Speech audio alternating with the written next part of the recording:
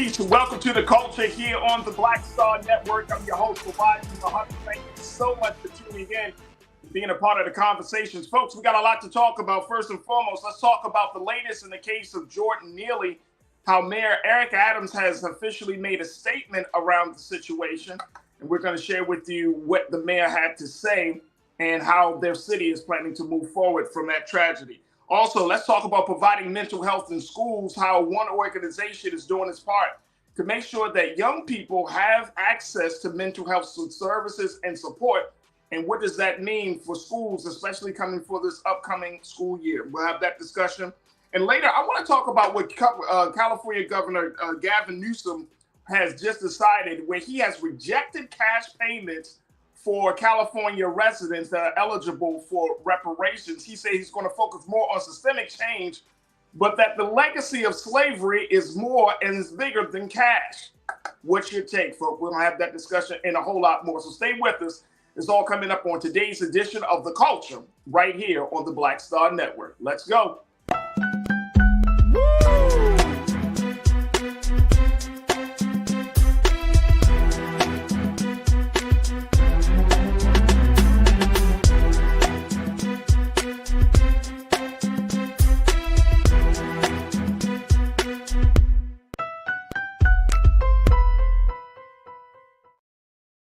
Folks, welcome to the culture here on the Black Star Network. I'm your host, Farajii.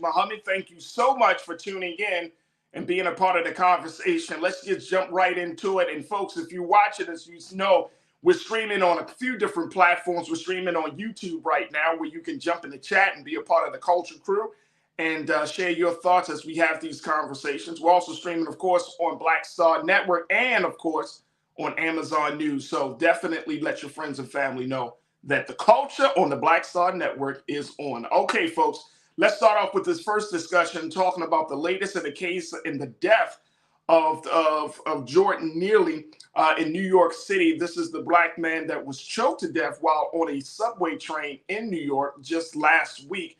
And 10 days after his death, Mayor Adams, who's had a couple of moments where he discussed what he saw happening, and he often just said that we have to wait and see and let the investigation play out.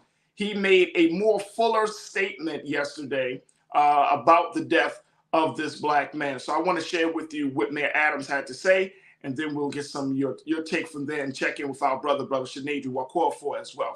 So take a look at what Mayor Adams had to say.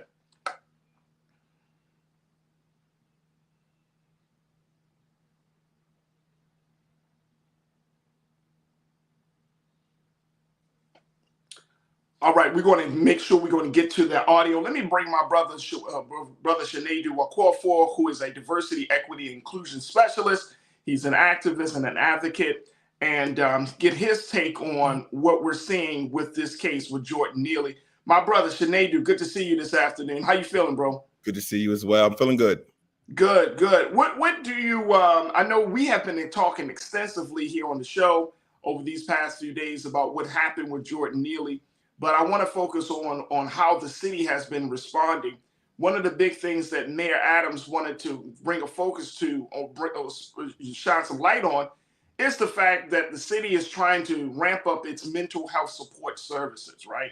Making sure that those who are suffering from mental health conditions get the needed care, they get the access to the support, and then also letting other citizens know, other folks know, hey, look, do not approach this in a violent way. But it seems like this message, this effort to get mental health support is coming at a very late time because of the killing of Jordan Neely. Yeah, I think in this case, first of all, I would like to first say that we have to make sure that we're not using mental health as a scapegoat to why he died, right? That is a whole separate issue of a power. We see it with gun violence as well, where we live in a nation that's very, very violent driven.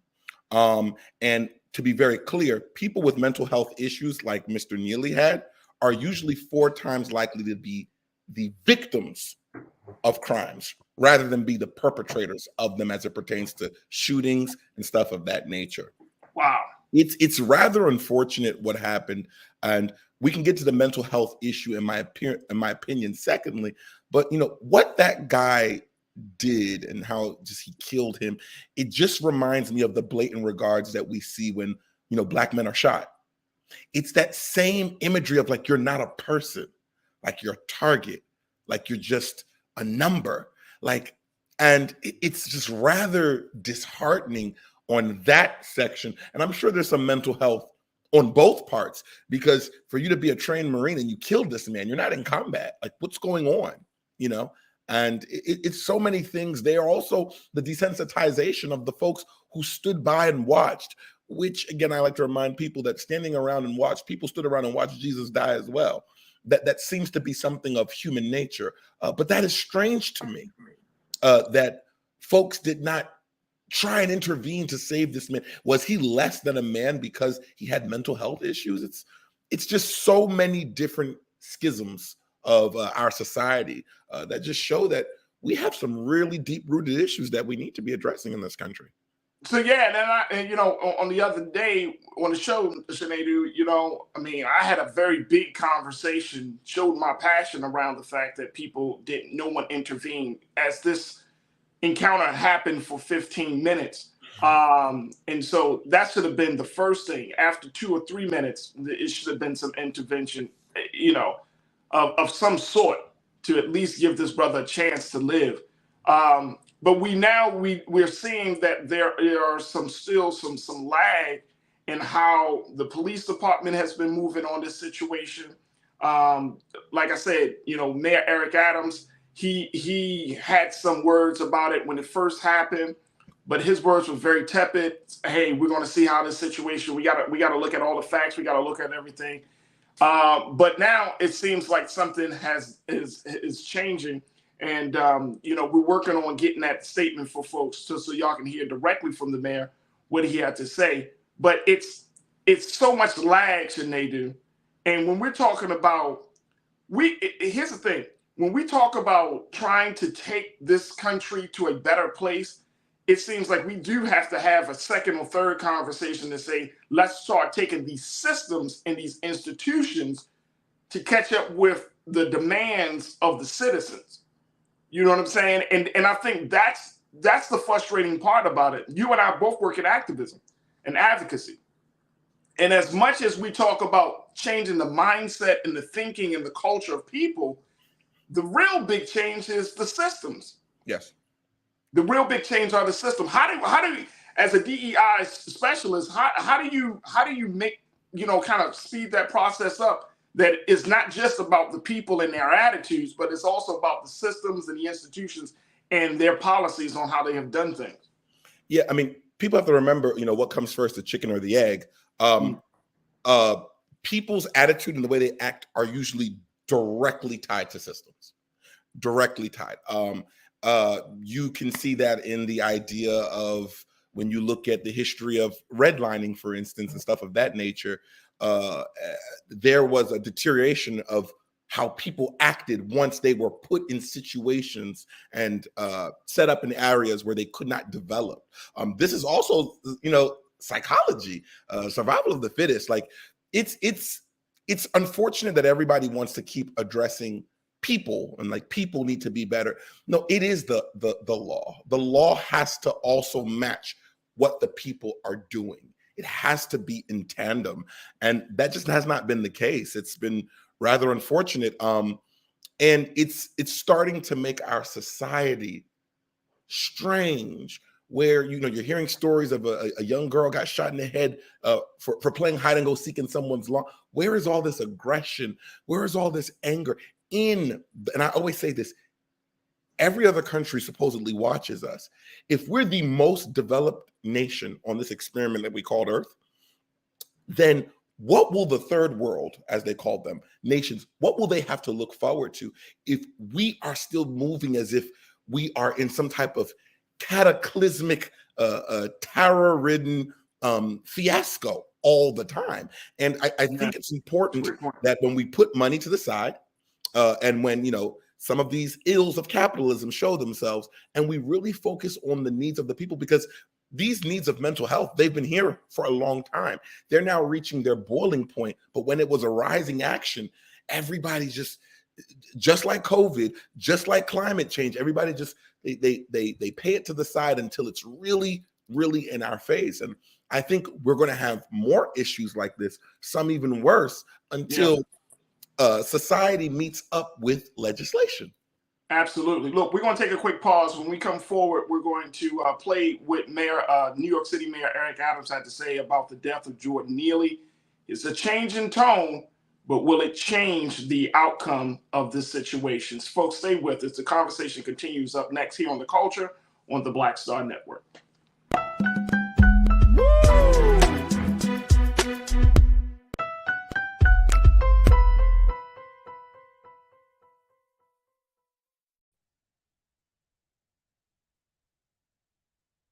Folks, Black Star Network is here.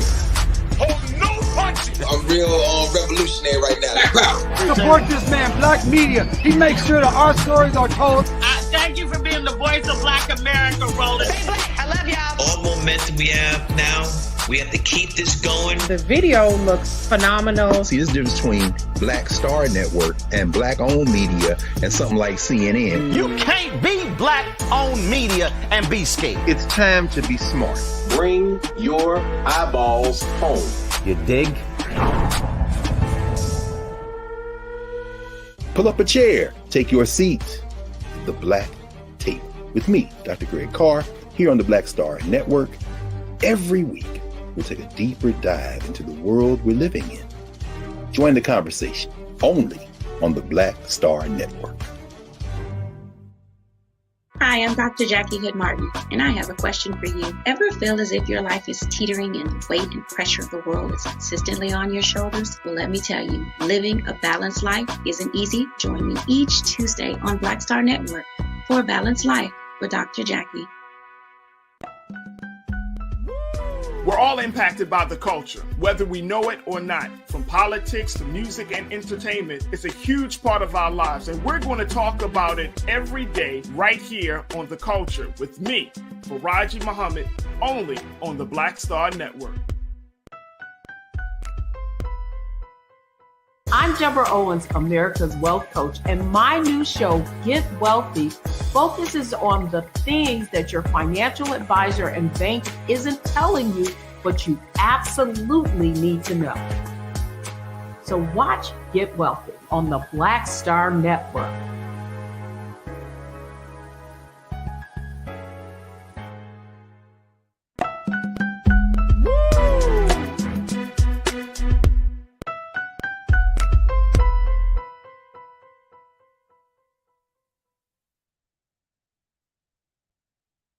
All right, folks, welcome back to the show. We have been talking about the latest in the case and death of Jordan Neely of New York City, the young black man that was killed by a chokehold by a 24-year-old Marine vet.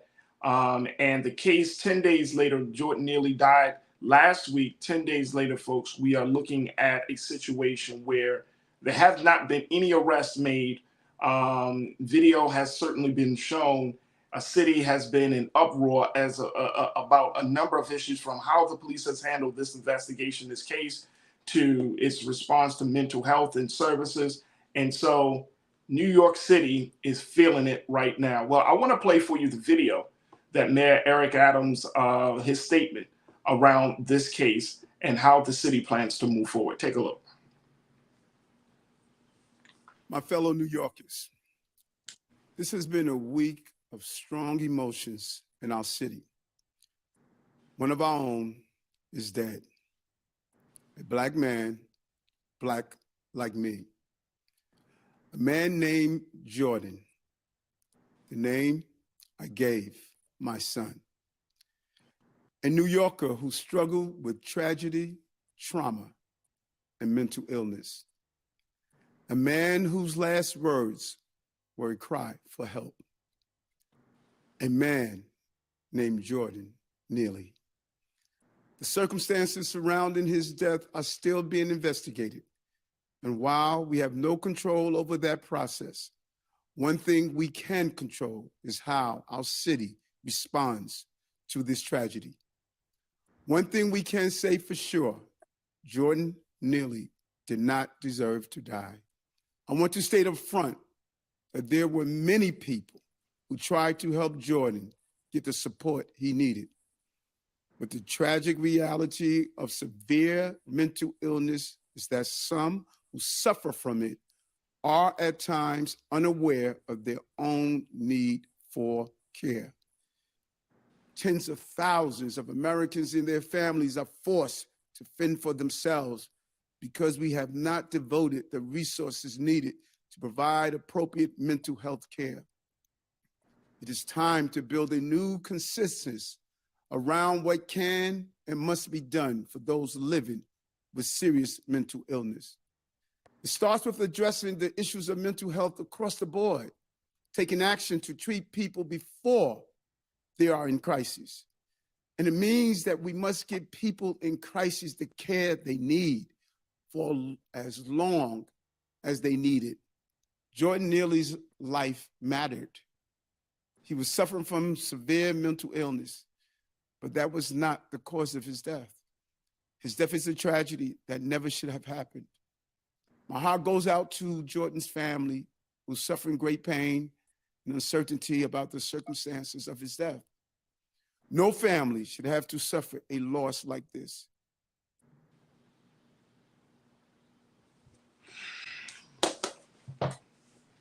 Let's bring my brother Shanadu back into the frame. Shanadu. It sounded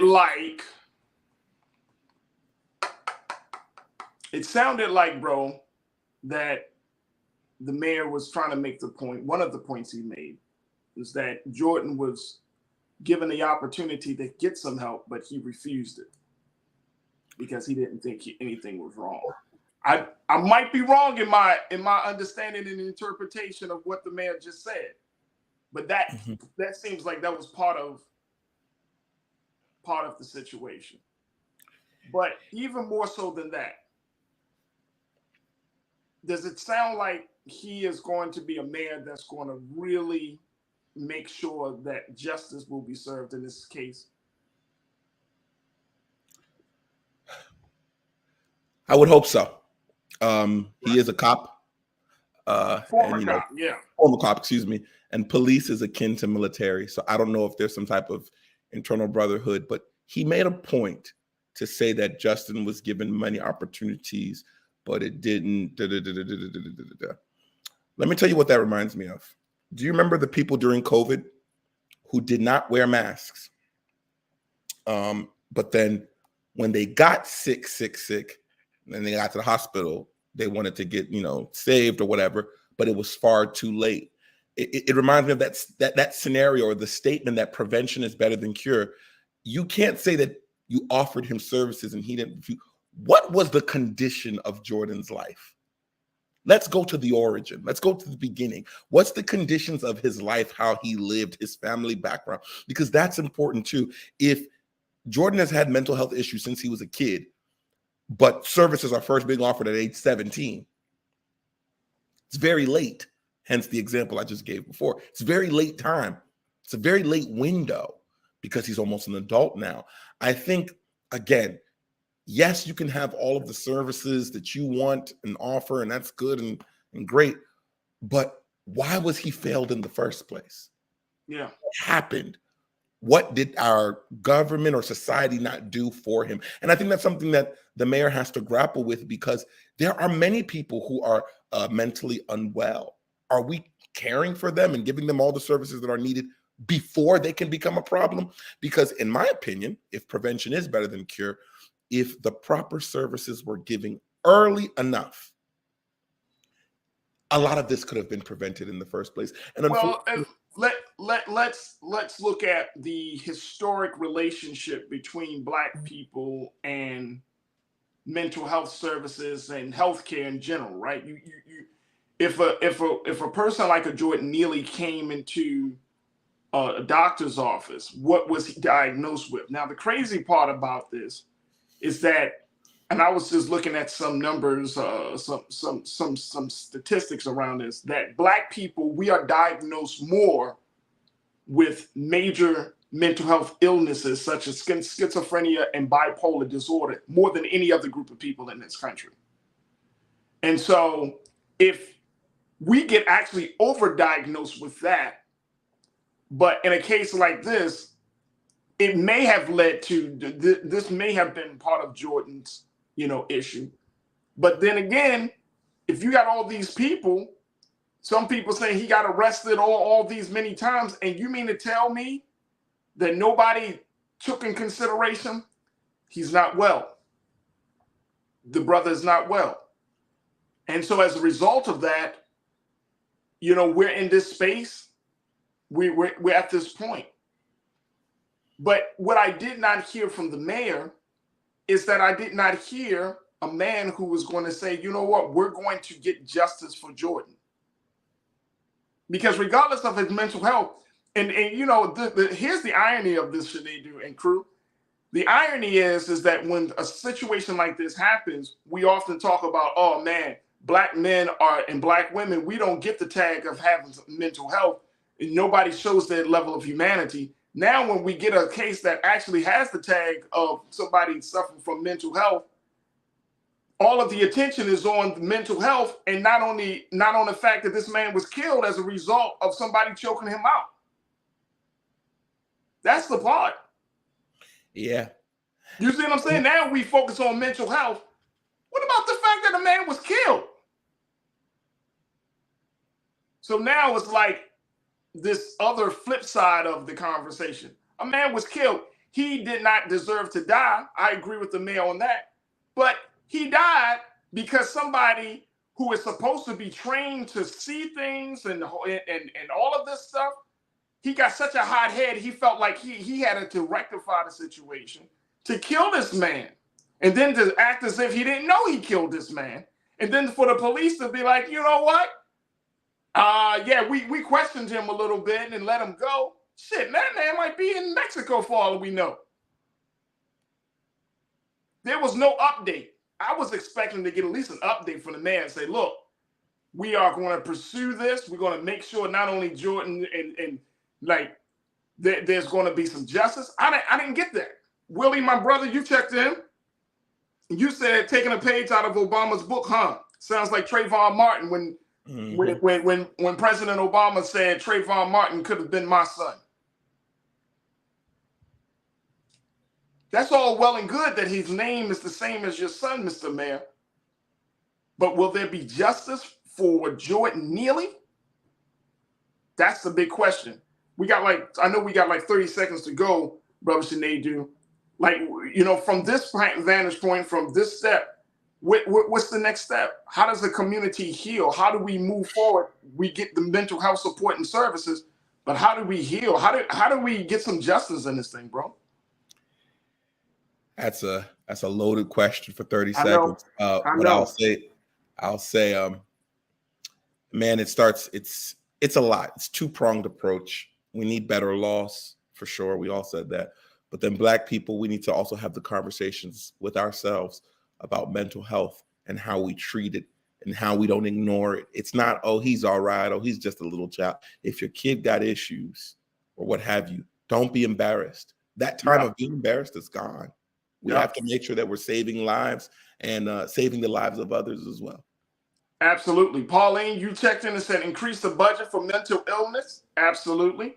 Conscious Thought, you checked in and said New York City Mayor Eric Adams is reading this speech addressed with no sincerity or empathy. Political grandstanding at its worst. Janae, you say before 40 arrests. How many times is that a cry for help? So crew, y'all are saying y'all see it. Here's the bottom line. Either we say justice for Jordan, we get the individual the Marine vet who's responsible for killing. We could talk about the mental health. We could do all of that stuff. But if you want to bring closure if you want to bring some level of healing to this family, to the family of Jordan Neely, arrest the Marine vet who caused him to die. It's just that simple. He didn't compress his neck on his own. Arrest the Marine vet who caused him to die. That's where you start the healing. Folks, we got to take a quick pause. When we come forward, we will continue the conversation about mental health. This time, from the train to the schools, we're going to be checking in with Education Trust CEO and President to give us some insight on how we can have that conversation right there in the classroom. Stay with us. It's The Culture here on the Black Star Network.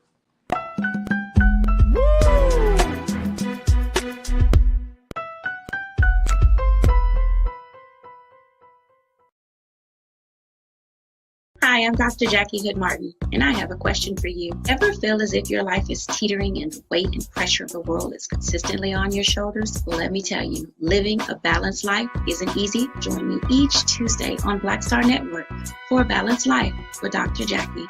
We'll laugh together, cry together, pull ourselves together, and cheer each other on. So join me for new shows each Tuesday on Black Star Network, A Balanced Life with Dr. Jackie.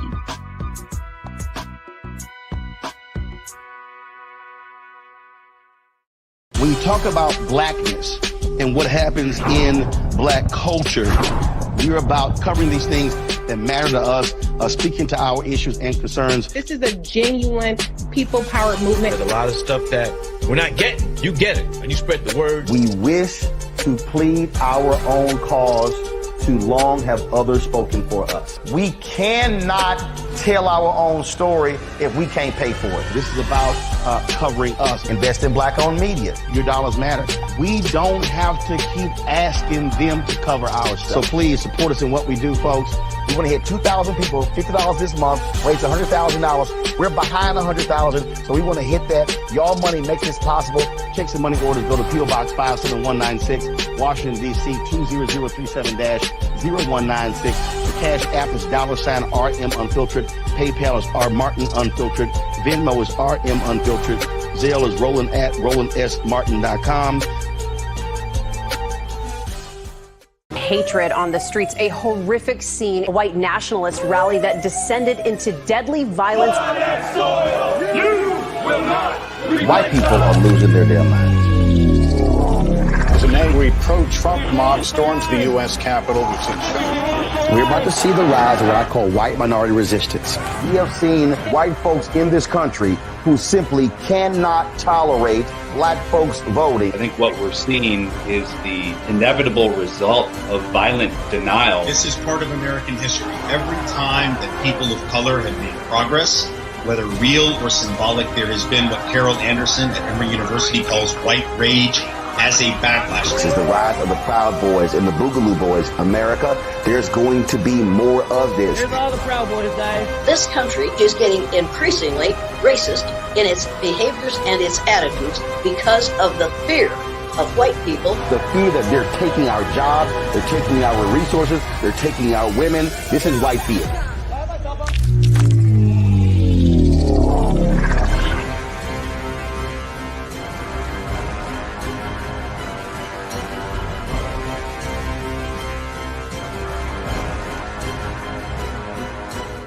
Pull up a chair, take your seat.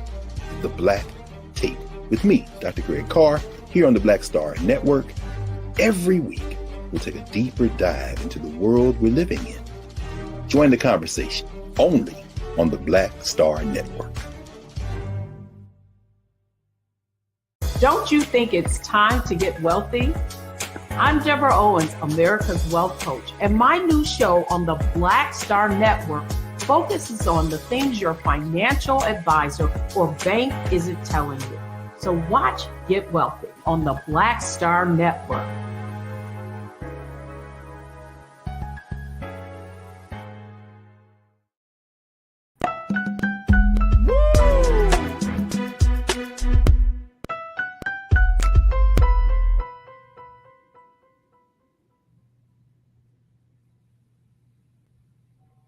All right, folks, welcome back to the show. We are continuing our conversation about mental health support and services, especially in light that May is Mental Health Awareness Month. And as we see at the very beginning of this month, the unfortunate irony is that we started the month in tragedy and talking about mental health with the death of Jordan Neely.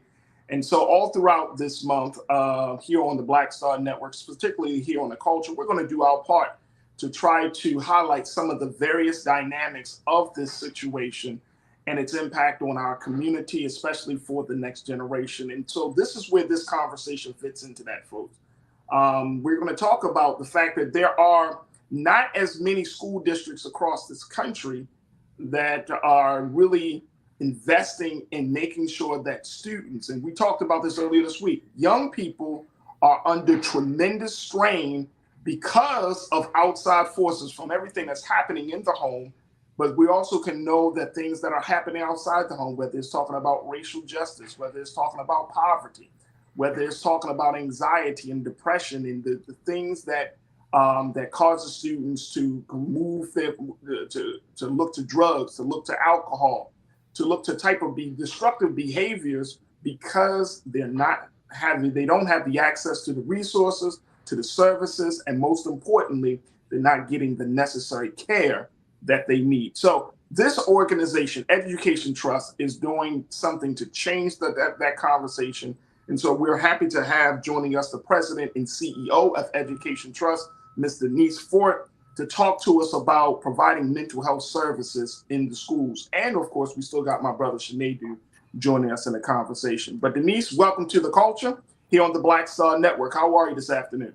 I'm great. Thank you for having me. I'm excited to be here with you and get into this conversation. Absolutely. Thank you for being here. And then we're going to, in a few moments, we'll bring my brother Sinedu back in. But first and foremost, Denise, I wanted to talk about the work of Education Trust. Give us a little bit more details about the role that you play, the work that Education Trust do, and then more importantly, the impact that you are looking to make. Thank you. The Education Trust is a national advocacy organization. We work with communities across the country to make sure students of color and students from low-income communities can actually achieve academic and educational equity. We do this by providing research and data and working with these communities to actually tailor the appropriate policy solutions that they believe will bring us closer to educational equity. That's awesome. That's awesome. Now, the other thing that Education Trust, based on what we've learned about the work that you do, you're an advocacy organization that is trying to advocate for mental health support in schools. And what does that mean? That means like psychologists, school psychologists, counselors, and social workers. Give us some more details about that effort. Yeah, thank you. We absolutely need more school counselors, more school psychiatrists in the classroom. Our students want to be safe. Our students know, our teachers and our parents, they think that school safety and student mental health are some of the top concerns. But unfortunately, we're dealing with some of the remnants of the pandemic. Even though they're about to close out the pandemic emergency, we're still learning that many students are in crisis. Student suicide rates are up. We have 1 in 5 that seriously consider suicide, and 1 in 10 have attempted suicide. We have 4 out of 10 high schoolers saying they just don't feel safe. They don't feel that they are receiving the mental health supports that they need.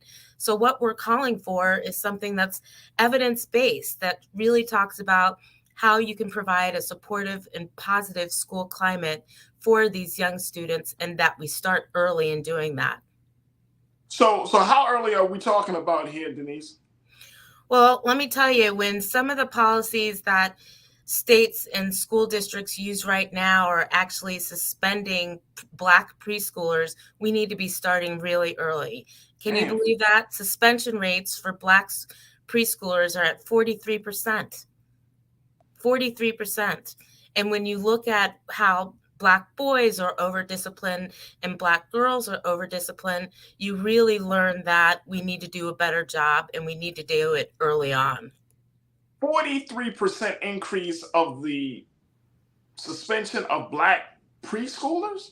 Yes, they represent. I didn't even know, first thing, I didn't even know a preschooler can be suspended. Yes, they can in many states.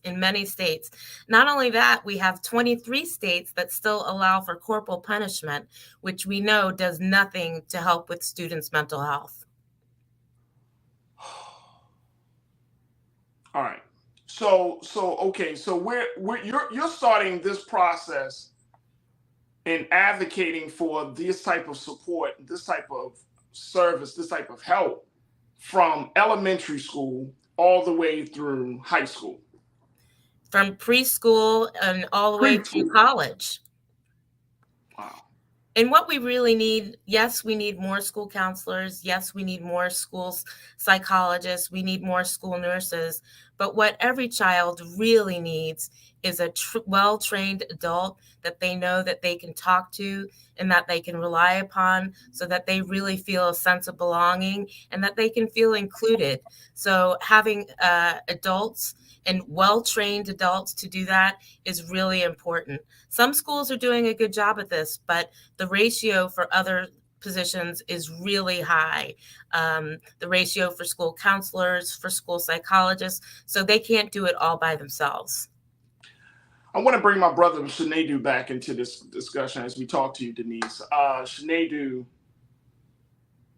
43%. I'm stuck on that. I mean, Denise just dropped a bomb on my mind. That blows me away that we are at that point that you gotta have, you know, I remember childhood used to be a time of innocence. It used to be a time of exploring. It used to be a time of fun. But we're looking at a situation in this country where it's actually increased in terms of suspension among preschoolers. Sinead, help me to make this make sense, bro. Well, first of all, I'm glad to be here with the Education Trust. Love them, by the way. Did some work with y'all a couple of years ago. I mean, look, y'all know I keep it real, I always have. Hearing these stats make me laugh because, you know, I am a part of that statistics. The first time I ever got suspended was in kindergarten. And looking at where I'm at now, it shows me as an adult that when it comes to Black children, that there is not adequate understanding of how to deal, understand, educate, deal with behavioral issues as it pertains to Black children. It's very easy to just suspend or say somebody is crazy or has ADHD, but that isn't just enough. That's almost just like a write-off. There is no actual good process that works very well with students that are African American.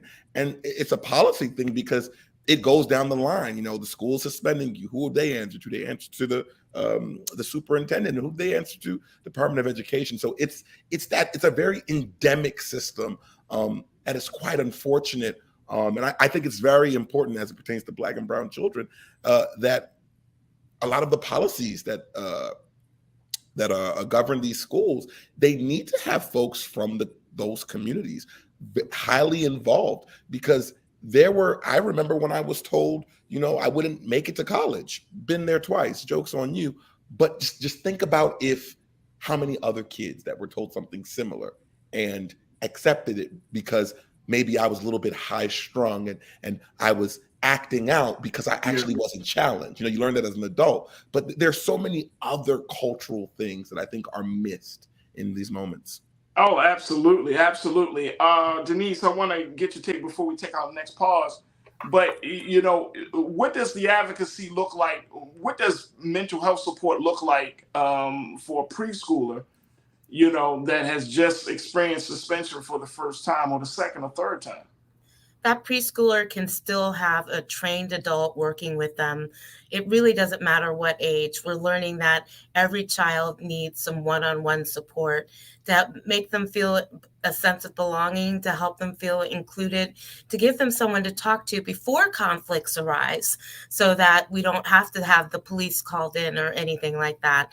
That's where you are creating a positive school climate for every child in the school. Absolutely. Folks, we're going to take a quick pause. When we come forward, more conversation with our special guest, Denise Ford from the Education Trust. She serves as CEO and president. More discussion from Brother Shanedu. And, of course, I'm going to get your take, crew. So stay with us. It's The Culture here on the Black Star Network.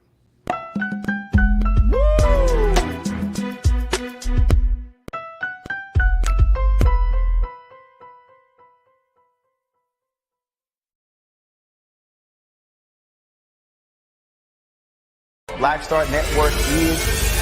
Oh, no punch! I'm real revolutionary right now. Thank you for being the voice of Black America. All momentum we have now, we have to keep this going. The video looks phenomenal. See, this difference between Black Star Network and Black-owned media and something like CNN. You can't be Black own media and be scared. It's time to be smart. Bring your eyeballs home. You dig? When you talk about blackness and what happens in black culture, you're about covering these things that matter to us, speaking to our issues and concerns. This is a genuine people-powered movement. There's a lot of stuff that we're not getting. You get it, and you spread the word. We wish to plead our own cause.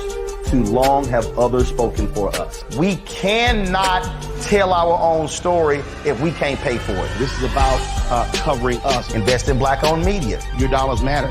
We don't have to keep asking them to cover our stuff. So please support us in what we do, folks.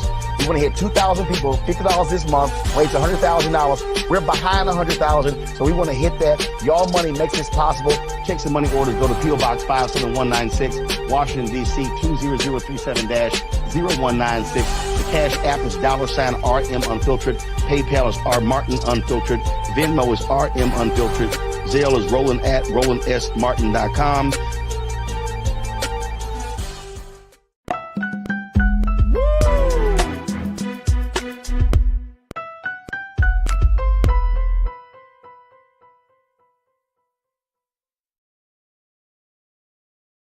Folks, welcome back to The Culture here on the Black Star Network. I'm your host, Farajii Muhammad. We've been talking to Ms. Denise Ford, who serves as the president and CEO of Education Trust, to talk to us about what they're doing to provide mental health services and support in the schools. Now, there is a huge gap of disparity when it comes to mental health support that affects Black children versus white children, other children.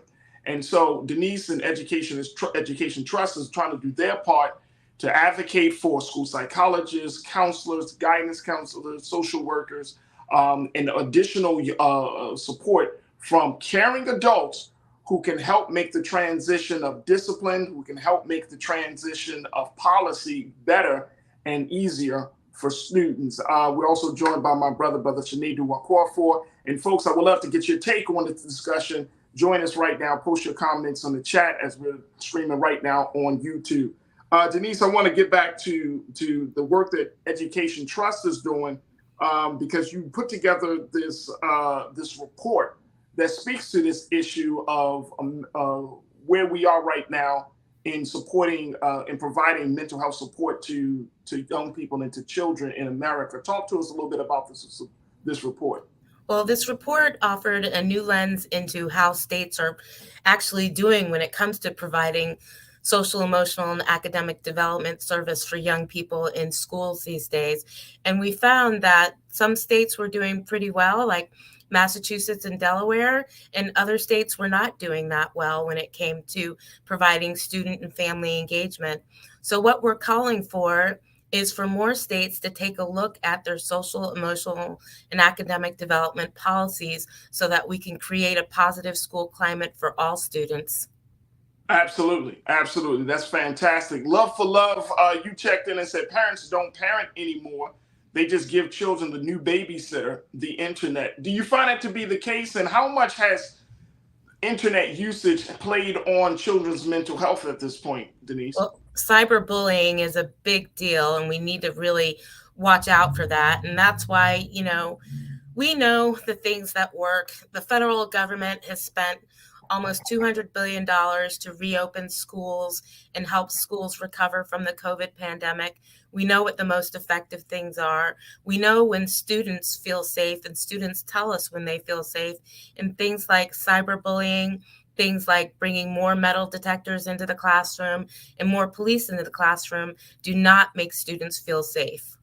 Right. And look, let me just tell you, Denise, I'm from Baltimore. I've seen police presence in the schools. You have school police, you have city police, especially during the uprising of 2015 with the killing of Freddie Gray. Like this was, when I did the CNN interview, they asked me, well, what do you think of military and police at schools? I'm like, this is no different. This is what we see. This is what students see when they walk through those doors. They see police standing at the door. Yes, they could be officer friendly, but it's the fact that you have to have a police officer at a school door to welcome children in. It reeks of going into the system, the criminal justice system.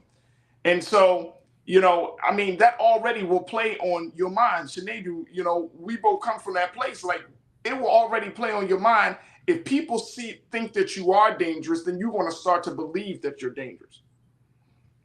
Absolutely. And you got me thinking about that day, that Freddie Right, Gray. bro. That was a crazy day. And to the point of the power of education, just to give you some insight, on that day, it was HBCU students who came to help aid the young students, because the bus got shut down that day, to aid them in getting back to their families so they didn't get caught up in the mayhem. Just to show how, Black students of different generations help one another. But to make a point about mental health, something that Dr. Joy DeGruy, she speaks about a lot, is that how we went from slavery to Jim Crow to mass incarceration and the war on drugs, or wherever we are currently now. And throughout that entire time, there has been almost zero mental health as a whole. And because of that, you have these new generations of kids who are carrying a lot of burdens that the people who are putting it on them, they're carrying burdens that people don't even know that they have.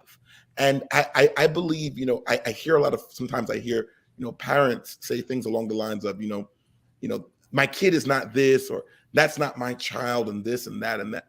Whether we like it or not, there was a mental destabilization due to the history of what happened to Black and brown people. And I think the earlier that schools and parents are able to address those things, and we create plans to help these kids, because what I appreciate about this generation of children, they're letting you know that certain things, that they don't feel okay. They're not going to just, hunker it down and leave it there. No, they want to talk about it. They want to express. And I think that gives us as the adults an opportunity to help them in a way that we didn't get help. Denise, can you speak to that? Can you speak to the fact that, a lot of Black children in particular, we're carrying generations of trauma? Absolutely. And they may not know that. How does Education Trust address that? Absolutely. And, one of the things, the very powerful things that you can do about that is to make sure that children are seen both in their classroom and by their teachers. And some really powerful work is going on right now in terms of curriculum, where students are reflected in that curriculum, students' experiences are reflected in that curriculum, and that's when students feel more connected and more engaged. The same thing goes for the educator workforce. We know that when students of color see a teacher of color in their classroom, they feel more engaged, they feel more connected. But guess what? It's not just for students of color, it's for all students. All students benefit from having a diverse educator workforce. So absolutely, that trauma that students experience, we need to be addressing it head on by making sure that they see positive role models in the curriculum that they're reading, in the work that they're doing, and positive role models in the classroom right there alongside them. And how does your work spill over into the students' relationship with school police, resource officers, and police of that, of that city or that county? Because if schools, we already know, Denise and Sinead, have become, unfortunately, some of these schools have become killing grounds because of things like mass shootings that we see at school now more than ever. So how do we make sure that every stakeholder that is around students or in the school building understands the importance of mental health support, Denise? That's why training is so very important. And the dollars that came from the federal government to help schools reopen and for mental health services can be used for training adults. And these adults could be police officers, they could be the maintenance workers. But we do know that making sure that every student, every student has the ability to have one-on-one services and support from someone who will listen to them, someone who will stand by them, and someone who will be available before the conflict arises, so we don't have to call in the police and potentially do even more harm to our young people. Absolutely, absolutely. Let me go back to the crew. Janae, you checked in and said, I need retired teachers to still attend these PTA meetings firstly, but I get it if they are over it. They bring firsthand knowledge to these old school problems. I do agree they are needed. How do you engage those retired teachers and get them back to the table and have these conversations, Denise? We think that's an excellent idea. But you know what? Some schools aren't open to parents, much less other members of the community. And that's one policy that absolutely could be changed.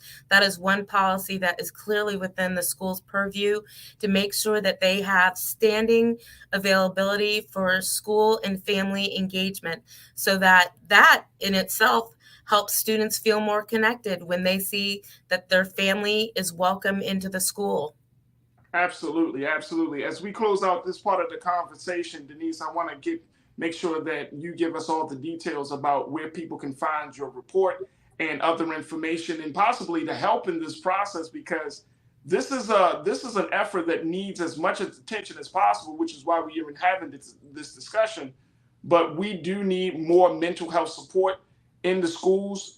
We need more I would say, more responsible and accountable Black people who provide these services to be present, because the last thing we need is this number of preschoolers to go up even higher. So how can people get more information and details about Education Trust?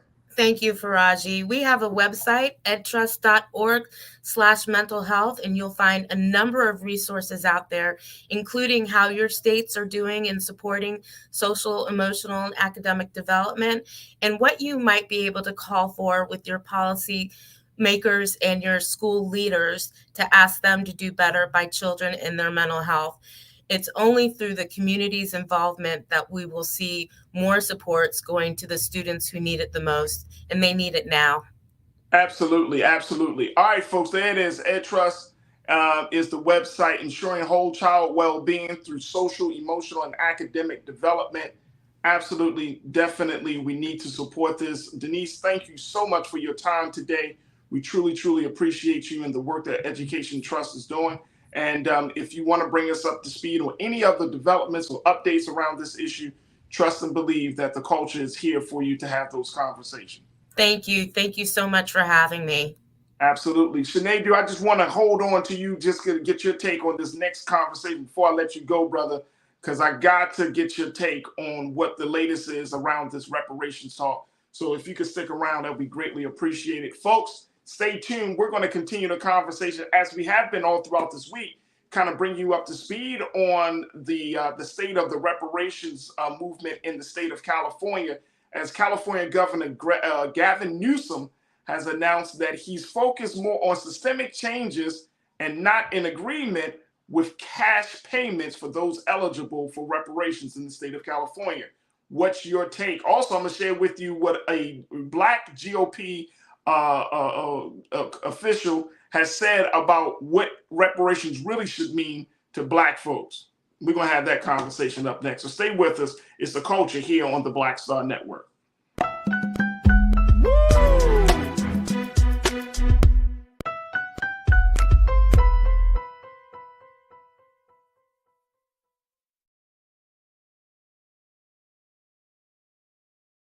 Hatred on the streets, a horrific scene, a white nationalist rally that descended into deadly violence.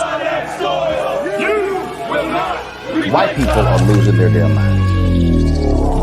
As an angry pro-Trump mob storms the U.S. Capitol, we're about to see the rise of what I call white minority resistance. We have seen white folks in this country who simply cannot tolerate Black folks voting. I think what we're seeing is the inevitable result of violent denial. This is part of American history. Every time that people of color have made progress, whether real or symbolic, there has been what Carol Anderson at Emory University calls white rage as a backlash. This is the rise of the Proud Boys and the Boogaloo Boys. America, there's going to be more of this. Here's all the Proud Boys, guys. This country is getting increasingly racist in its behaviors and its attitudes because of the fear of white people. The fear that they're taking our jobs, they're taking our resources, they're taking our women. This is white fear.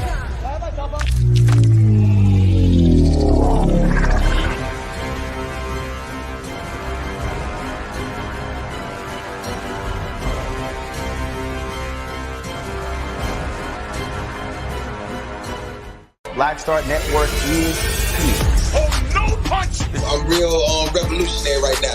Thank you for being the voice of Black America. All momentum we have now, we have to keep this going. The video looks phenomenal. See, there's a difference between Black Star Network and black-owned media and something like CNN. You can't be black-owned media and be scared. It's time to be smart. Bring your eyeballs home. You dig?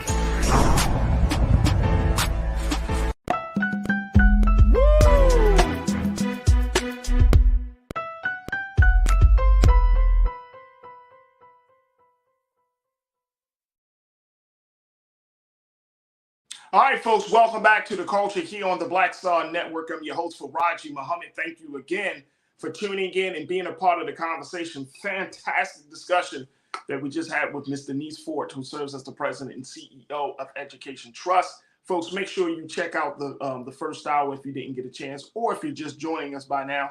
Also, join us in the chat room on our YouTube page, which we're streaming live right now.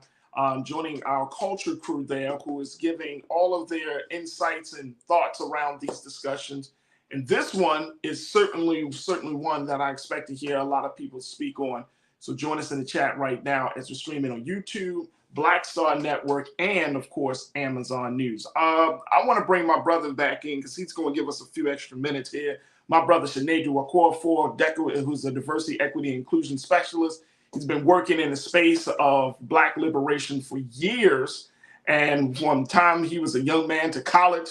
So I'm always happy to have him on there. But I had to get your take on this, bro. I had to get your take, Sinedu, because as you know, the state of California is one of the more progressive states around institutionalizing getting reparations for its residents. Here on the show, we have been keeping up on this story of how this process is looking like. There's a California reparations task force. Folks, if you did not know, there's also a Boston reparations task force that has been created. But California is leading the way, Sinedu, in creating a model on how reparations should be, the issue of reparations should be dealt with. One of the big things that came from the task force that met over this past weekend is that Black folks who are eligible, they're talking about 70 years old, who are lifelong residents, Black folks who are eligible should be given $1.2 million for reparations, along with other things that are dealing with changing some of the systems, the systemic changes. Well, right now, that task force has put together some set of recommendations. They have one more meeting before they're scheduled to present their recommendations to the California State Legislature at the beginning of July. But California Governor Gavin Newsom has already hinted that he's not necessarily going to be in agreement around this idea of giving cash payments to those who would be qualified for reparations. Let me share with you what he had to say as he released a statement yesterday, folks. Take a look at this. He said the reparations task force independent findings and recommendations are a milestone in our bipartisan effort to advance justice and promote healing. This has been an important process, and we should continue to work as a nation to reconcile our original sin of slavery and understand how that history has shaped our country. Dealing with that legacy is about much more than cash payments. Many of the recommendations put forward by the task force are critical action items we've already been hard at work addressing. Breaking down barriers to vote, bolstering resources to address hate, enacting sweeping law enforcement and justice reforms to build trust and safety, strengthening economic mobility, all while investing billions to root out disparities and improve equity in housing, education, healthcare, and well beyond. This work must continue. Following the task force submission of its final report this summer, I look forward to a continued partnership with the legislature to advance systemic changes that ensure an inclusive and equitable future for all Californians.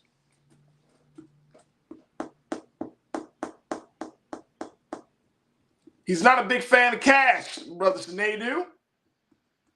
Based upon the feedback that I got when I posted this on my social, has been, what? We want the cash. We want the money. You have to have money in this conversation. How important is the money? Is that a must-have, Sinedu, or can we be acceptable of the systemic changes? Both are needed and none should be disregarded. I'm just going to use a term that we all hear when people sue for injury. You hear this thing called pain and suffering, right? And that is the physical discomfort and emotional distress that are compensable as non-economic damages. So when you hear that definition, right, explain to me how a country, a society that invoked damage that has lived on as long as this country has existed, how can you then tell me how you can make amends and I should receive amends? That's not how it works. You know, they say the golden rule is treat people the way you want to be treated, but the platinum rule is treat people the way they want to be treated. It confuses me that the person who is trying to make amends and reconciliate is now trying to set the parameters, of how the aggrieved should receive that reconciliation. Right. In itself is the exact, and I love Gavin Newsom, but that mindset is actually the exact same white supremacy that we're trying to fight. And let's be clear, just because he is on the side of, you know, the idea of reparations, it doesn't mean that there's no a white supremacy ideology that are deep seated within the hippocampus of that man, because you can't tell me how I'm going to heal from what you've done. And if you feel as if that is not going to be helpful, then maybe y'all should think twice before you all do certain things that this country has done.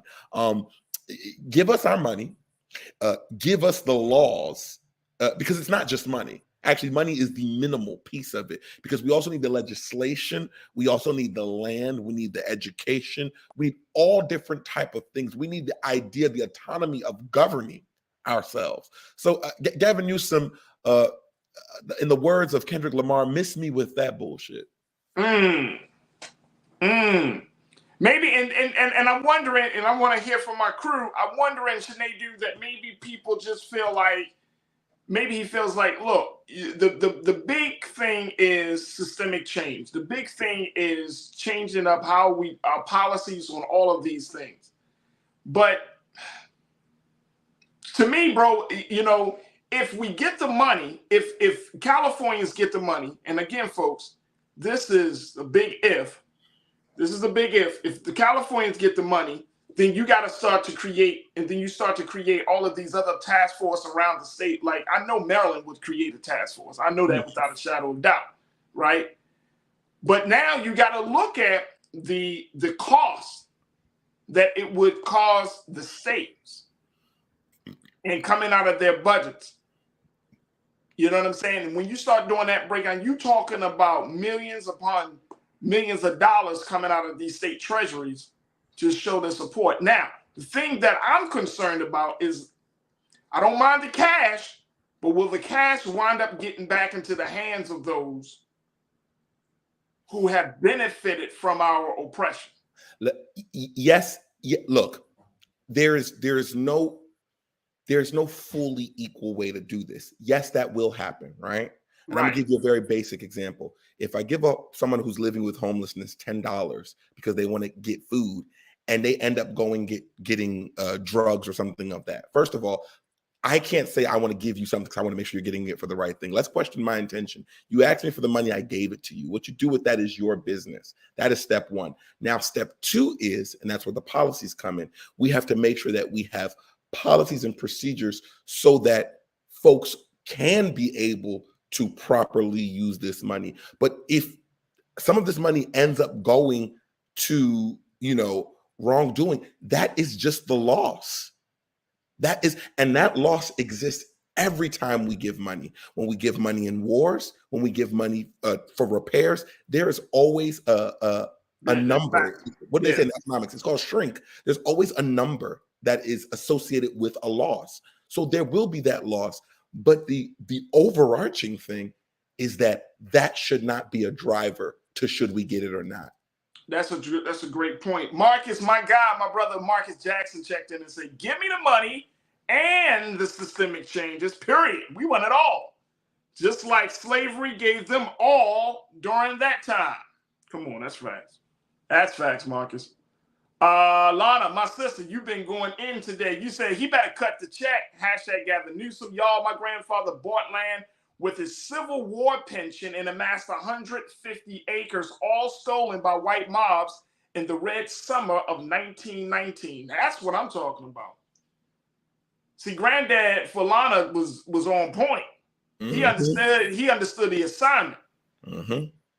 You take that money and you put it back into it. Because look, again, I'm not upset about systemic change. And I said this before, folks. Where's the land? Where's the land? Okay, let's talk about you. I know some people be like, well, all the states can't give up land. Okay, where's the free college tuition to some of your top schools? If you want to change the trajectory and the course of a people's destiny, open up the doors. Because I mean, yeah, we could change the laws and get in housing. That's all good, but we're not advancing. I'm talking about getting us a boost, an advancement. And honestly, Sinead, you work in this space, you understand the dynamics of how these things play out in terms of diversity, equity, and inclusion. This is like, if you change the laws to say we're not going to be for housing, for example, that black people who own homes, who have their homes assessed at a lower value than white folks, we're going to change that. Does that put us further along versus land, getting college tuition will be paid for descendants of slaves for the next 20 years? I mean, does that, because I feel like there are varying levels of advancement here. Yeah, and I think, again, there's also another famous word: don't do the crime if you can't do the time. The solution, it is an astronomical solution, because slavery was an incredulous astronomical offense. So one will match the other. Yes, we're going to need all of those things that you mentioned. But more importantly, I have to say this: the metric of measurement of how efficacious this is will not come today, tomorrow, even if the check was written. It will take, the same way it took generations for us to figure out what this did to us mentally, it will take generations for this effect to fully have a full, complete feeling to it. And again, like I said, there will be some benefits and there's no perfect way to do this, but it is better doing this than doing nothing. When we the United States leveled Hiroshima and Nagasaki, we sent what? Money and support, right? We sent both. And it was now up to the Japanese people to decide how they're going to use that money and support to build their nation. And you see what they were able to do. So give us our money, give us our support, and let's see what we'll do with it. There it is, Sinead. I know I got to let you go, but I truly, truly appreciate the extra time you spent with us today, brother. I had to get your take. I had to get your take, man. And I had to tell you. Thank you. I appreciate you, brother. Folks, appreciate you, man. Yes, sir. Folks, we got to take a quick pause. When we come forward, more conversation about this. Plus, I'm going to share with you what one Black GOP member had to say about this idea of reparations. All I can say is just wait. Stay with me, folks. Stay with me. Ride with me here. You tune into the culture right here on the Black Star Network.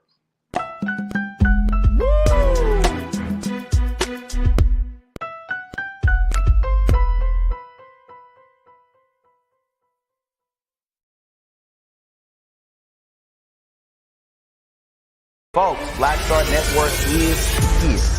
Oh, no punches! I'm real revolutionary right now. Support this man, Black Media. He makes sure that our stories are told. Thank you for being the voice of Black America, Roland.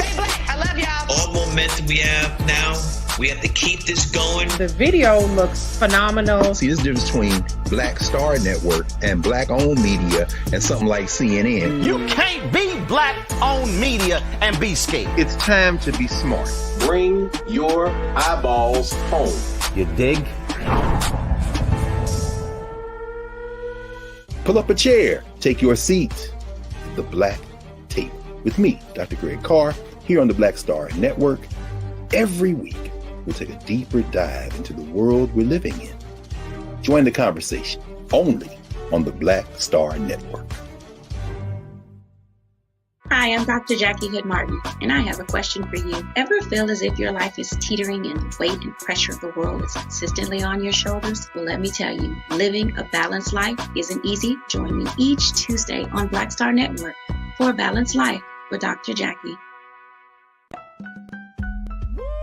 We're all impacted by the culture, whether we know it or not. From politics to music and entertainment, it's a huge part of our lives, and we're going to talk about it every day right here on The Culture with me, Farajii Muhammad, only on the Black Star Network. I'm Deborah Owens, America's Wealth Coach, and my new show, Get Wealthy, focuses on the things that your financial advisor and bank isn't telling you, but you absolutely need to know. So watch Get Wealthy on the Black Star Network.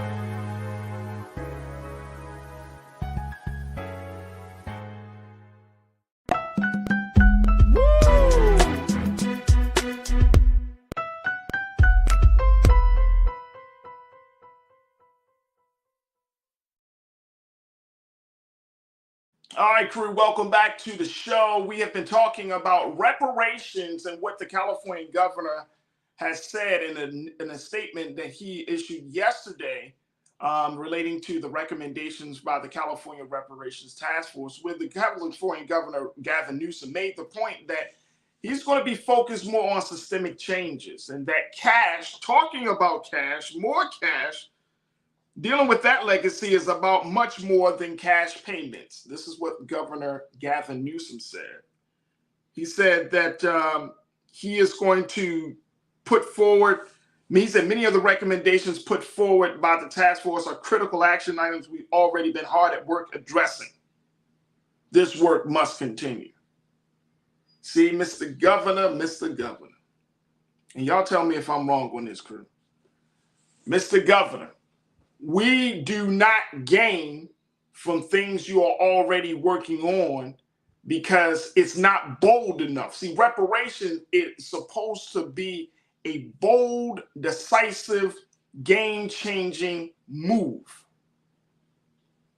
that will bolster the condition, help to change the condition of Black people in the state of California.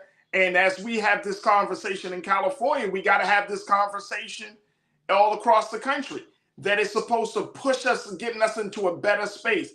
How do we have a conversation about reparations and then we don't talk about money, we don't talk about land, we don't talk about having better access to higher education or more qualitative education, we don't talk about all this stuff, we get quote unquote reparations only to be in the same position. You know what I'm saying? Only to be in the same rat race, did not get any type of forward motion. And this is my concern around what the governor is saying is that, Mr. Governor, I hope you're not misunderstanding that reparation is just supposed to repair the damage, not to maintain the suffering. Y'all hear me on that one? Repair the damage, not maintain the suffering.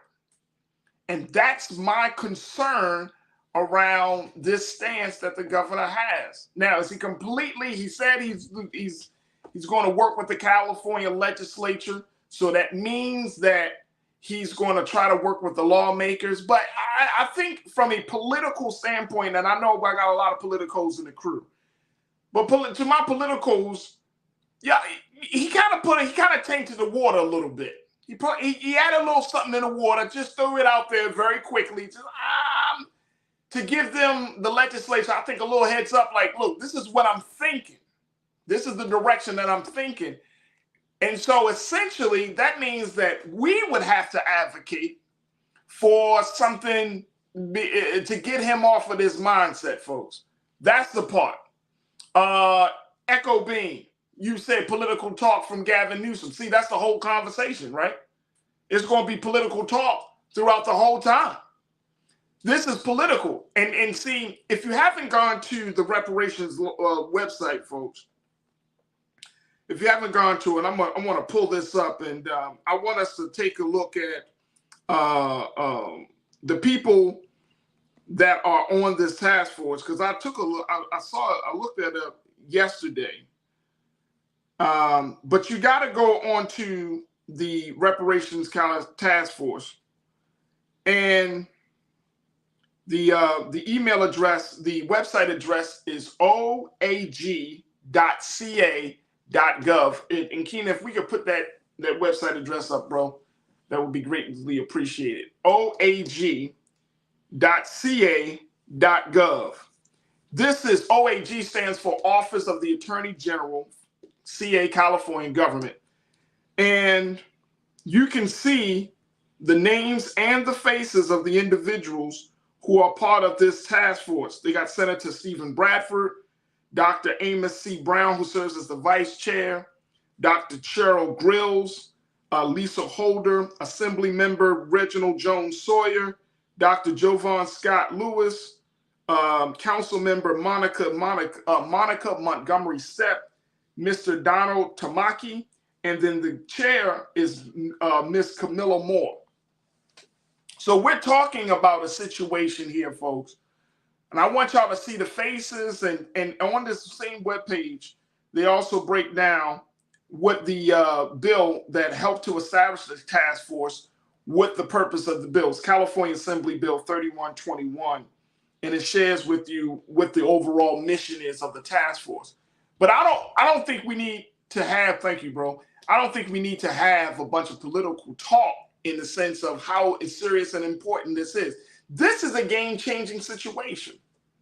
This is game-changing, folks. So many of us can benefit from the fact that this is happening.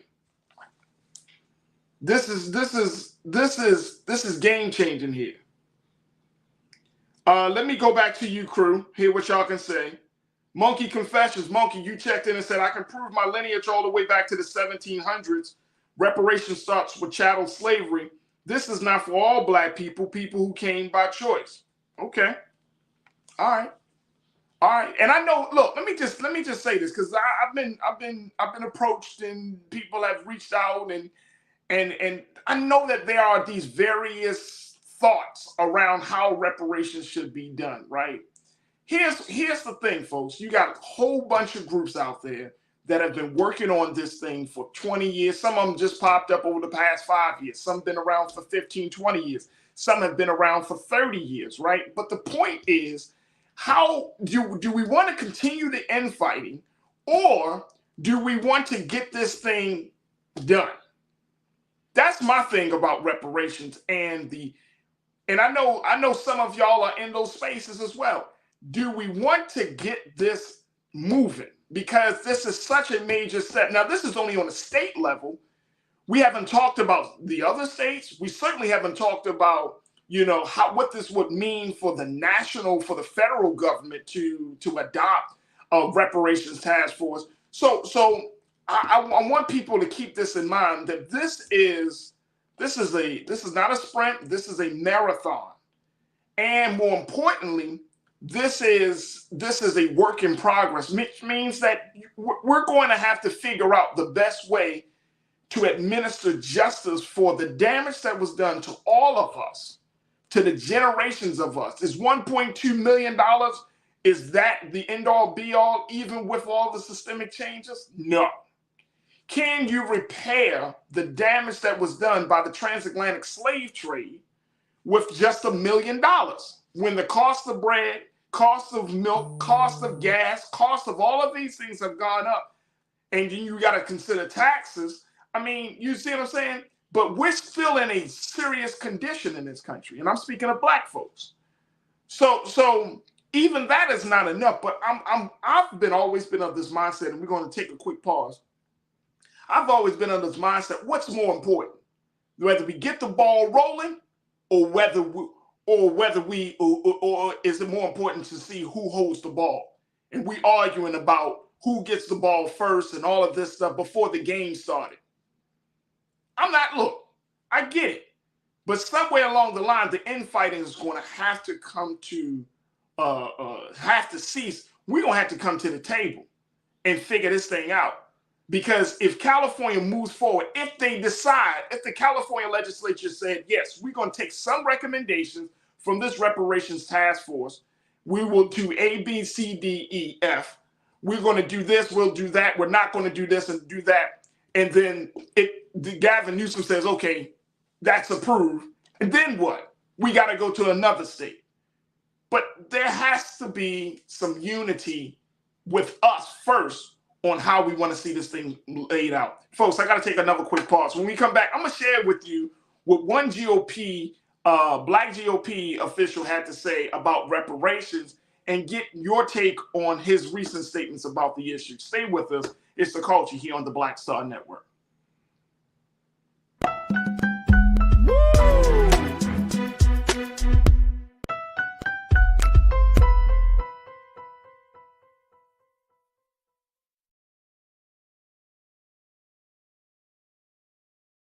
Pull up a chair, take your seat. The Black Tape with me, Dr. Greg Carr, here on the Black Star Network. Every week, we'll take a deeper dive into the world we're living in. Join the conversation only on the Black Star Network. Black Star Network is here. Oh, no punch! I'm real revolutionary right now. Thank you for being the voice of Black America. All momentum we have now, we have to keep this going. The video looks phenomenal. See, there's a difference between Black Star Network and black-owned media and something like CNN. You can't be black-owned media and be scared. It's time to be smart. Bring your eyeballs home. You dig?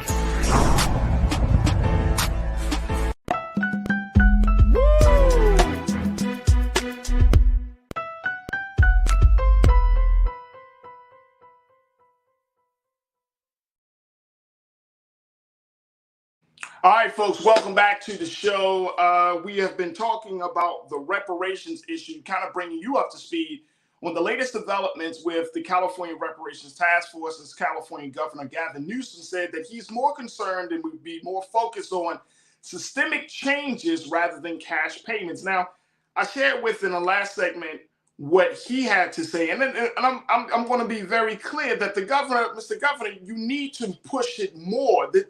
That's not bold enough. Reparation is supposed to be a bold decision. It cannot be a tepid decision.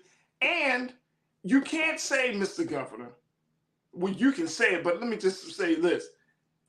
It's one thing to say we're going to make some changes, but it's insulting to people who have been affected that are looking for change. It's insulting for you to say, well, we're already doing these things that you want. Take a look at what we're doing here. Take a look at what we're doing there. Because obviously, sir, it's not enough. We're still suffering. It's not enough. It's too slow. It's not bold enough. It's not big enough. It's not justified. It doesn't bring us closer to being repaired. Yes, you may be able to focus on housing. Yes, you may be able to focus on, getting equal access to education. Yes, you can focus on health care. But these are small things, and they sound like consolatory prizes. Consolation prizes, Consolation prizes. It's like, oh, we're already doing this thing. So that means that you want us to accept something that you're already doing without taking you out of your comfort zone or the state out of its comfort zone. But what about the uncomfortable position that Black people in this country have been living in for hundreds of years? So we are having a conversation about reparations, repairing the damage, as my brother Sinead, you say, you want to dictate how you want to repair the damage instead of us telling you what we think is best? Come on, Mr. Governor. No, sir. No, sir. That's not fair, nor is that right. I'm going to say that again. It's not fair, nor is it right.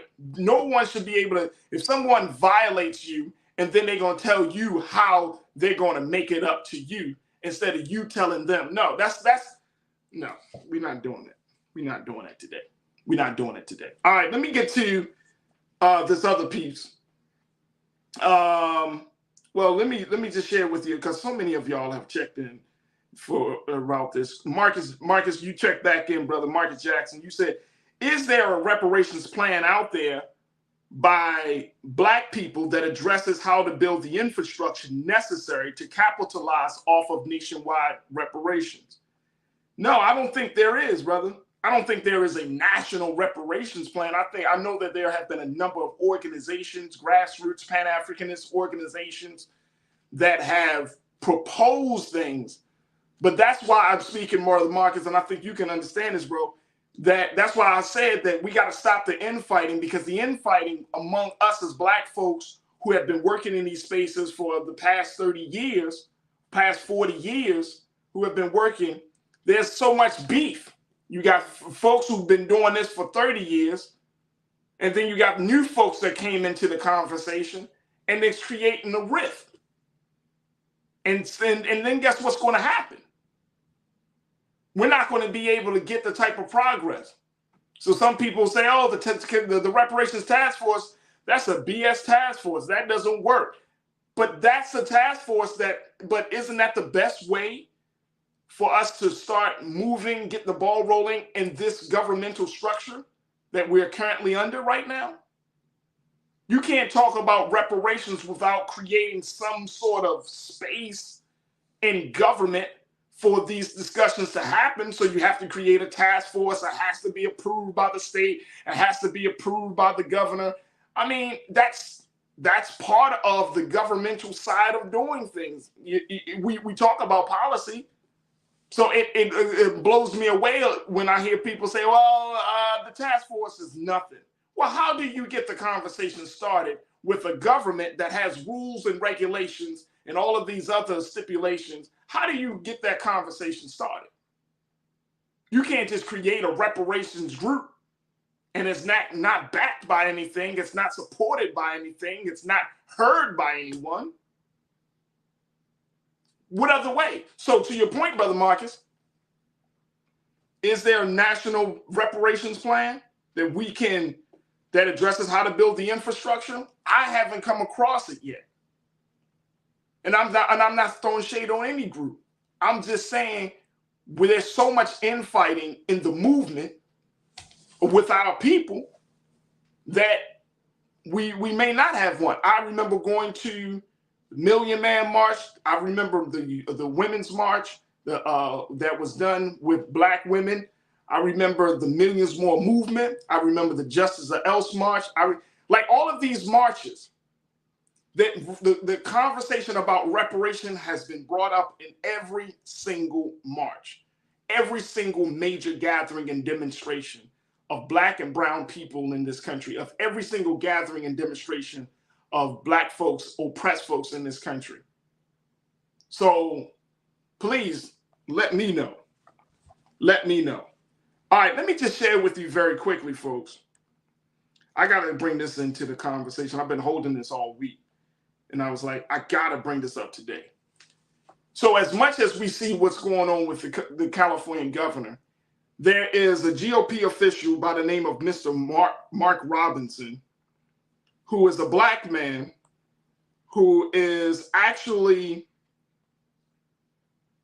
a Republican running for the governor's seat in North Carolina. So folks in North Carolina, you've heard of this brother, Mark Robinson. who thinks that black people should be paying reparations. He's North Carolina's lieutenant governor, 54 years old. He's said some wild things before, but Keenan, let me know if we got the video of Mr. Robinson ready and queued up. Because Mr. Robinson has gone on record to say that black people owe reparations. I'm going to just keep it right there. I'm going to let him explain it yourself. I want your take, crew. Take a look. Country. They wanted reparations. And I remember I made this particular liberal so angry at me because I told them right to their face, nobody owes you anything for slavery. If you want to tell the truth about it, it is you who owes. It's you who owes. Why do you owe? Because somebody in those fields took stripes for you. Somebody after those fields were ended and slavery was ended, somebody had to walk through Jim Crow for you. Somebody fought wars and died for you. Somebody lived less than because they didn't have what you have, and they did it for you. There are people in their graves right now, and they are there because they were willing to stand up and fight for you. Those folks on the Edmund Pettus Bridge carrying American flags, take that, Colin Kaepernick, living in a society that he could scarcely acknowledge, something that he has never known, living with a bigotry that none of us can imagine. Carried American flags on that bridge, and when they were hit upside the head with nightsticks and shot with water hoses and knocked to the ground, they got up and picked those flags up and kept marching. And they did it for you. Nobody owes you anything. If anybody owes, it's you. Because you've been the benefactor of freedom. You are the one that owes.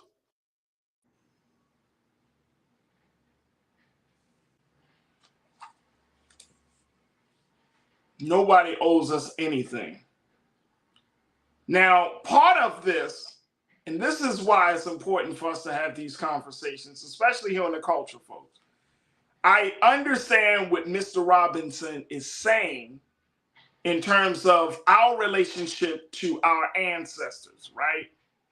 The ancestors don't owe us. We owe it to the ancestors to continue the struggle for liberation, to continue to make the sacrifices as they have made sacrifices for us. And I'm speaking of for today's Black America. The ancestors have laid the groundwork. They have given their lives. They have given their blood, sweat, and tears for us to be in the position that we're in today. Our family members, y'all can probably go through your family tree. And you can probably tell your grandmother, grandfather, great-grandmother, great-grandfather. When you look back through that history, you know that they have given to us.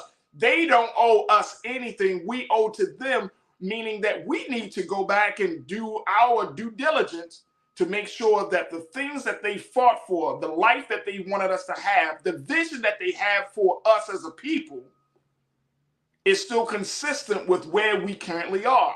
I agree. But to say that no one owes Black people anything because of what?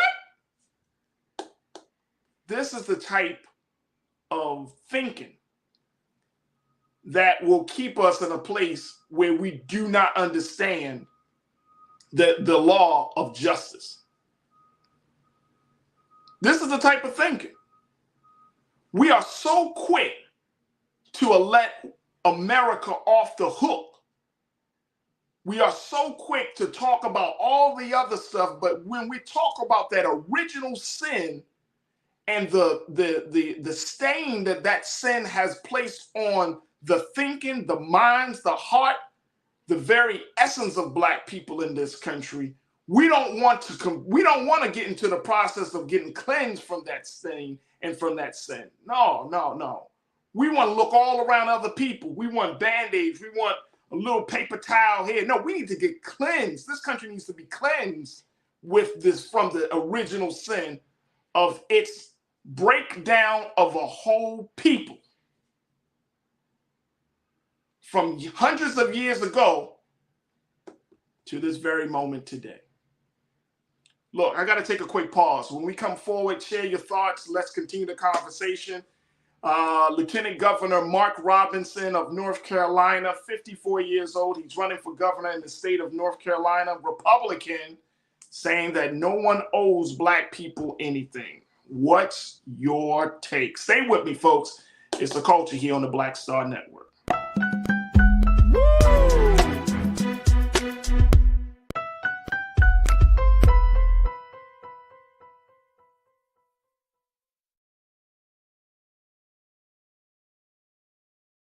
Hatred on the streets, a horrific scene, a white nationalist rally that descended into deadly violence.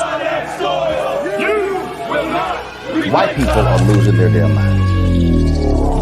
As an angry pro-Trump mob storms the U.S. Capitol, we've seen We're about to see the rise of what I call white minority resistance. We have seen white folks in this country who simply cannot tolerate Black folks voting. I think what we're seeing is the inevitable result of violent denial. This is part of American history. Every time that people of color have made progress, whether real or symbolic, there has been what Carol Anderson at Emory University calls white rage as a backlash. This is the rise of the Proud Boys and the Boogaloo Boys. America, there's going to be more of this. Here's all the Proud Boys, guys. This country is getting increasingly racist in its behaviors and its attitudes because of the fear of white people. The fear that they're taking our jobs, they're taking our resources, they're taking our women. This is white fear.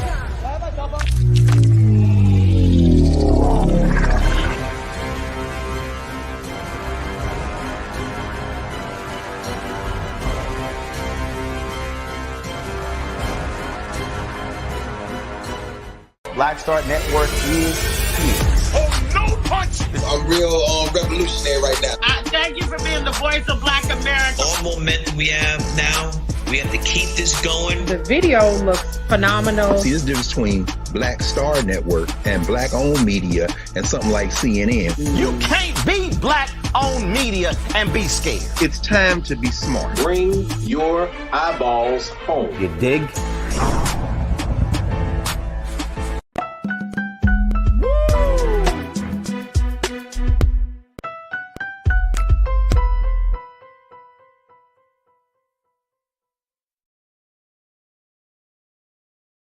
All right, folks, welcome back to the show. I want to get some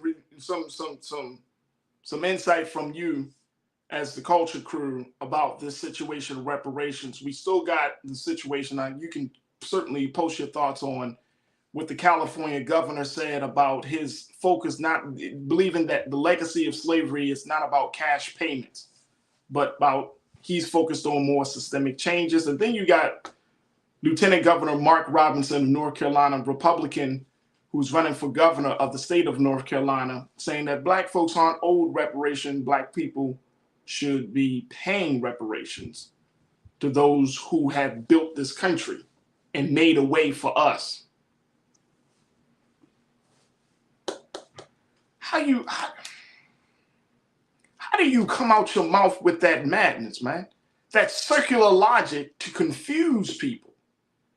And just because you sound strong and you got a podium in front of you, you're talking a bunch of BS. You're talking a bunch of BS, Mr. Lieutenant Governor. How do you do that? This circular logic. Let me who said this? This is what we're seeing in this country, folks, and this is why here on this show, I hope by the grace of the Almighty God that we compel you to think critically about what's being said, what's being told, how people are presenting information, because you got to learn how to not be wrapped up in someone's circular logic of things. It's like when we played that deposition video of President Trump yesterday, and he talked about that statement of grabbing women by the crotch. And he said, oh, all the stars do it. And then he tries to throw in some wild ass statistic, do you believe that when the woman asks them a very explicit question, do you believe that women should be grabbed by their crotch? You know, do you think that this is right? Well, it's been done for millions of years. You know, they like it. I mean, fortunately, yet unfortunately, I mean, this crazy ass logic that people have put out around these issues, big issues, human rights issues, civil rights issues. And we want to get wrapped up in confusing rhetoric of people who don't give a damn. Who don't give a damn.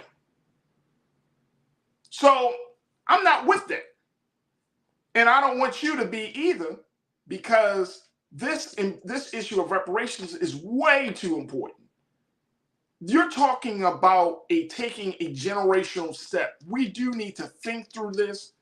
We need to make sure that we're on the same page with this. Because if you're talking about what is owed to the ancestors, you know what is owed to the ancestors?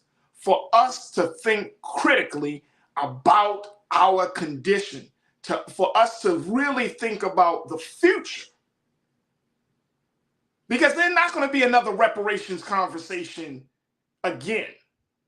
Whether it's in California, whether it's in Massachusetts, whether it's in Illinois, or whether it's in New York, there's not going to, because America's going to say, fine, we're going to have this conversation, but don't bring this up again. So we have to be very, very sober-minded, clear-thinking people that can not just think about the present, but we got to think about the future. Since this whole thing is about repairing the damage, that means that while we have this short window right now, right? It's like any great advancement in any social justice cause of the movement for the struggle of liberation, right? Like everything that we've gotten in this country, every advancement in our rights and privileges in our life, we had to do it in a very short window of time when there was a perfect storm of circumstances where the attitudes of people was in our favor, have been in our favor. We got to do this right, folks, because we owe this just not to the ancestors, but we owe this to our children and to our children's children. Don't play around with something. You thinking small, you thinking present, when we got to think about future generations. That's how serious the situation is. All right. Let me hear what y'all got to say. Davey, you checked in and say, first of all, Black America's owed a debt that can't possibly be repaid, on which reparation isn't about making us whole. It's about acknowledging history, period, and taking the first step towards history, towards healing. Davey, I'm with you. It's not the end all be all. It's not the end all be all, but it really is about taking the steps. And see, this is the moral component of this, Davey, and I'm sure you probably thought about this, and I'm sure everybody else y'all thought about this as well. The moral component is that if America truly wants to be saved, she better have a plan on to repair its relationship with its with its former slaves, for her benefit. Yes, it benefits us to have this conversation, to have this pieces of legislation, to talk about cash, to talk about money, to talk about college tuition. But this is really, if the country,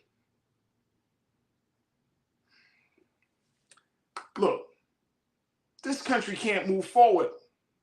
And it's becoming harder and harder for the country to move forward until the country deals with its relationship, its past, its present, and the future relationship of Black people in this country. You can't talk about progress. You can't talk about making no gains.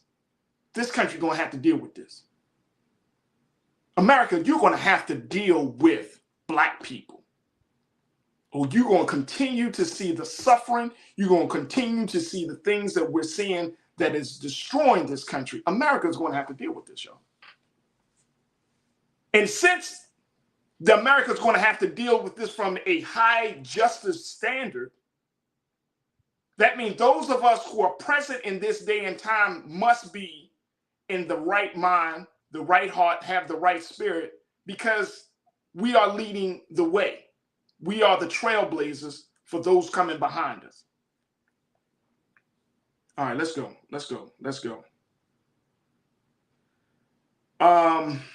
Let me go back to what y'all saying, and so many people are checking in.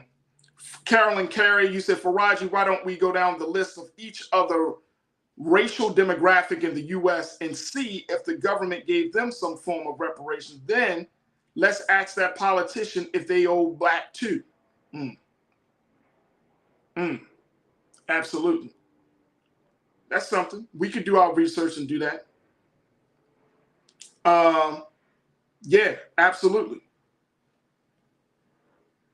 Marcus, you said that's 100% Farajii. Thank you so much, Marcus. Appreciate you.